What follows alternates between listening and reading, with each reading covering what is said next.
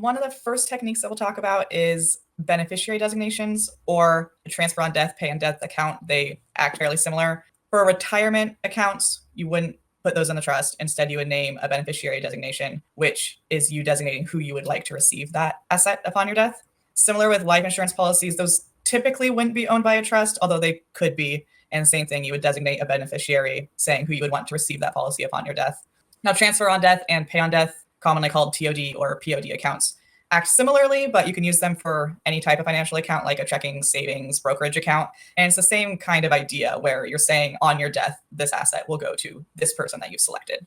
Right. And just to reiterate, the retirement assets are never going to be transferred to the trust while the employee who owns it is alive, because that would trigger a big tax bill. So we never do that, but in the planning process, we want to make sure we've coordinated with that to make sure we have the right beneficiary named. The problem with planning based on beneficiary designations, whether it's a retirement asset, a life insurance policy, or some other kind of TOD account, is that it's a pretty blunt instrument. You name the beneficiary. Oftentimes they'll allow you to name a backup beneficiary, but that's it. You don't get to say, well, I want to hold that money in trust because this person is only 18 and I don't think they're mature enough. You don't get to say any of those things. You don't get to protect it from creditors, nothing. So it's a very blunt instrument.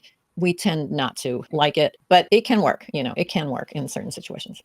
Thank you for joining us today for another episode of Absolute Trust Talk Live. If you enjoyed listening in, then don't forget to subscribe. You can find us on Apple Podcasts or wherever you may listen by searching Absolute Trust Talk.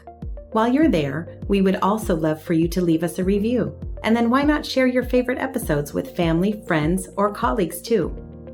You can find all of our shows and corresponding show notes by visiting absolutetrustcounsel.com.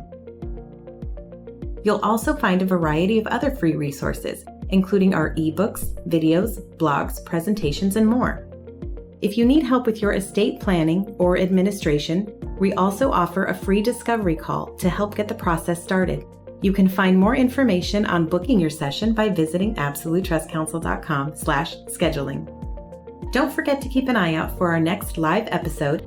If you join us for the broadcast, you can submit questions during the show.